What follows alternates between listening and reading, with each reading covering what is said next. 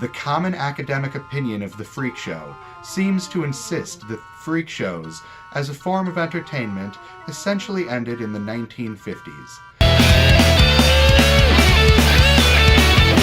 The primary reasons cited for their demise, in general, are credited to scientific, medical, and cultural advancements in our society.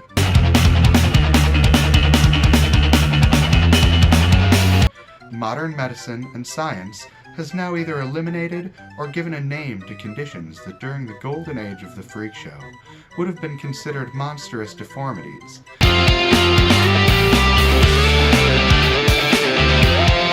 An article published in a 2014 Priceonomics journal stated, "The shows lost their luster as physical and medical conditions were no longer touted as miraculous, and the fanciful stories told by showmen were increasingly discredited by hard science.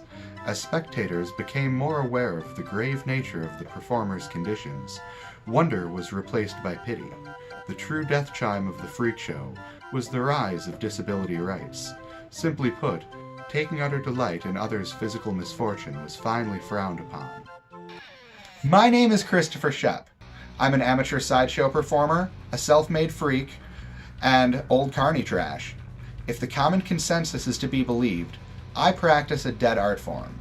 The vast majority of writing on sideshow history ends with the 1950s and the circus scene drying up, neatly pinning up their proclamation of the death of freak show culture with claims of advancements in cultural kindness and acceptance.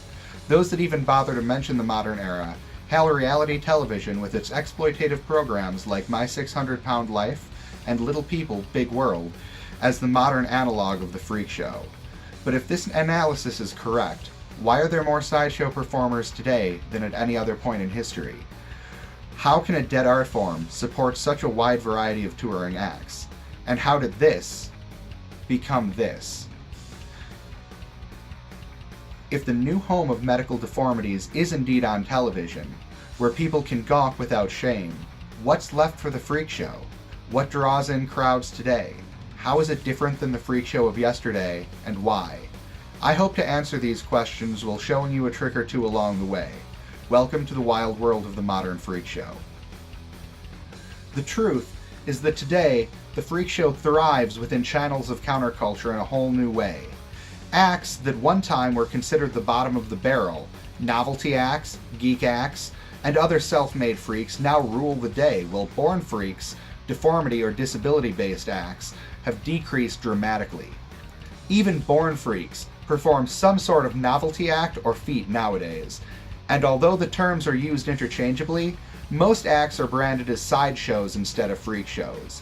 The classic get 'em in, move 'em through, push 'em out with the blow-off presentation has evolved into a full sit-down show in which the inside talker acts as a ringleader and narrator while acts are performed one at a time. Much like the supposed death of the freak show, this change in the show's content is usually credited to society becoming more accepting of disabled people, and it's a very nice thing to believe, but my current research, as well as the prevalence and success of reality programs that contain what in my opinion is the tackier elements of the old freak show, indicate that it's just not true.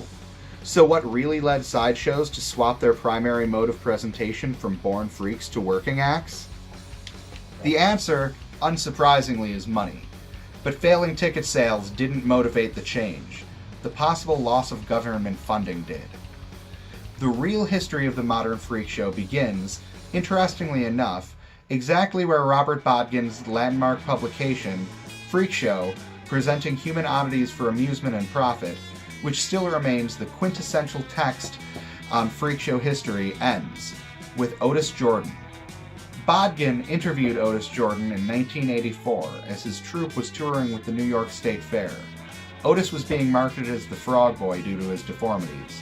Otis suffered from antherogyroposis multiplex congenita, a birth defect that caused the joints of his body to permanently fuse into a fully bent position, as well as what can most simply be described as arrested development. With the exception of his head, Otis's body was roughly proportional to that of a 4-year-old.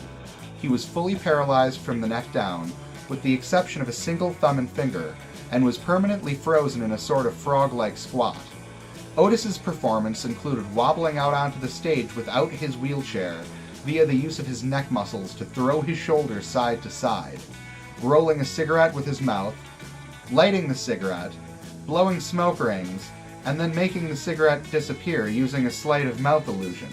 The very morning of his interview with Botkin, a controversy had broken out with an editorial in the paper by disability rights activist Barbara Baskin, calling on New York State to ban freak shows entirely, the result of which led to Jordan's troupe being moved further away from the Midway and eventually dropped by the state fair altogether, putting Jordan out of a job. The debate that ensued is well recorded, but the crux of it was whether a disabled person, Otis, should have a right to display their own body for a living. But this is not where Otis's story ends. Only 1 year later, in 1985, Otis was working at the Coney Island Circus Sideshow, a show that's still in business today as Sideshow by the Seashore, in Coney Island, New York. One distinct difference between the Coney Island Circus Sideshow and just about any other sideshow, past or present, is its status as a not-for-profit professional sideshow. After a bumpy couple of years, the show was purchased by its new manager, Dick D. Zygon, who would go on to revolutionize the sideshow industry. The controversy caused by disability rights activists was ongoing, and as the political correctness of the era began to be utilized by right-wing conservatives to crack down on art that people might find offensive, Zygon began to get nervous that allowing Otis to perform as a born freak could risk the show losing its funding. Certain elements of the arts community found a compromise that was acceptable to keep their funding going, and that was stigma. But what are you going to do? You're going to cut something like the Coney Island Sideshow. You don't want Jesse Helms yelling about having money going to pay Michael Wilson to put another tattoo on his face. But Zygon was not going to back down and take a disabled performer's livelihood or ability to perform away from him. He found another way to solve the problem, flipping the marketing on its head. Otis would continue working at the Coney Island Circus Sideshow, but he'd no longer be a frog boy. He'd be rebranded as the Human Cigarette Factory.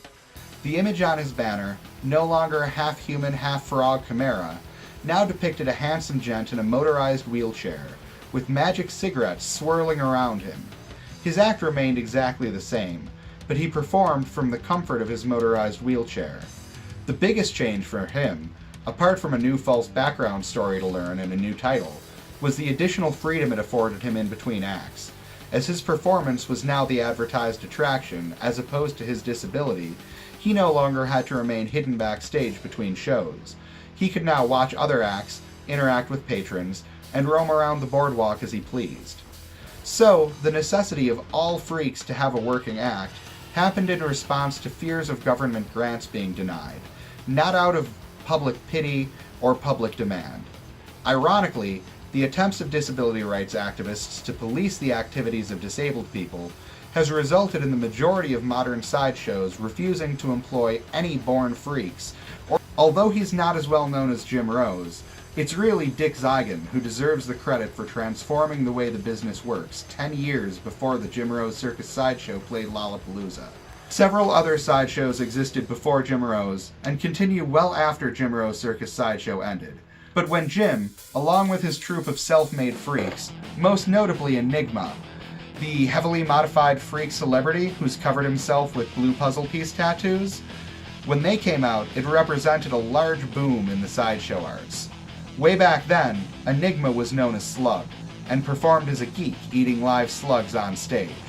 The cultural image of a geek is usually a wild man or mentally challenged person, presented in the exotic mode, biting the head off a live chicken. This was the lowest rung of the bottom of the barrel of the old freak show. Only the seediest shows had geeks. But with born freaks no longer being used, the geeks rose to the spotlight. Of course, someone biting the head off a live animal today would certainly cause an uproar. Even Ozzy uses fake bass. But with the sideshow, just about everything you see is real. So in today's sideshow, geeking is not restricted to the eating of live animals. To be a geek, you can eat all kinds of things. Bugs, slugs, nails, tacks, or even glass. Now, believe it or not, the act I'm about to perform is one of the safest in my repertoire.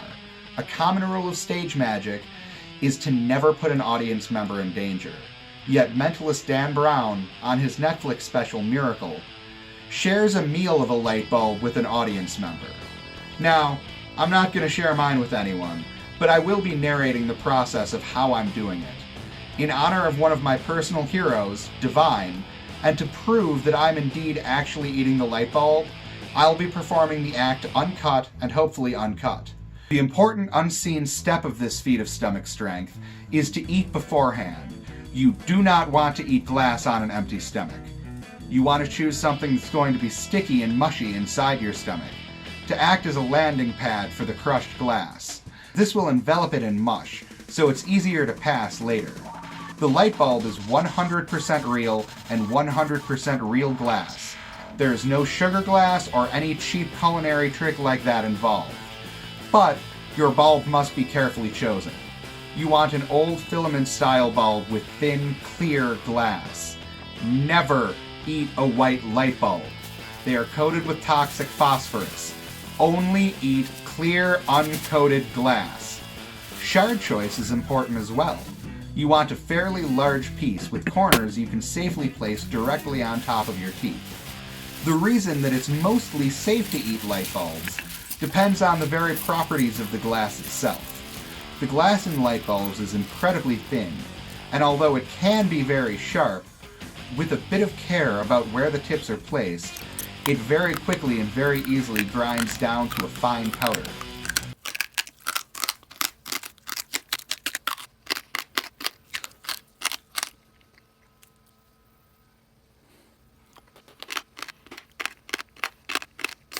Once the glass is essentially ground back to sand, suck a bit of saliva into your mouth and swallow it down. And that's how a geek eats a light bulb. Much like this trick, as I've said, most of what you see in the sideshow is real. Today's sideshow is often extremely graphic, featuring real pain, real danger, and real blood. If it's truly the case that it's no longer acceptable to take utter delight in others' physical misfortunes, then why are acts like these so popular? And when I do a human bulletin board act, why do people line up to pull the trigger and staple their money to my body? Have people really come that far in their kindness towards others? Or has the same impulse that makes people cruel simply shifted itself to a culturally safer target? Although the freak show is no longer exploiting the disabled, and is instead based around courageous acts of danger and guts, it's no longer paying a living wage to the disabled either. People with disability are still gawked at and exploited, but rather than the proceeds of the show going at least in part to the disabled person, it now goes straight into a television channel's pockets. And if you ask me, that's a whole lot worse. People are still assuaging their guilt by saying these programs are educational, a false claim that the freak show dropped around the same time the Dime Museum went the way of the dodo. We are still the same morbidly curious, cruel, and occasionally bloodthirsty species that we were at the turn of the century. Disabled people absolutely deserve all the respect and privileges that able-bodied people enjoy, including the right to profit off their own bodies.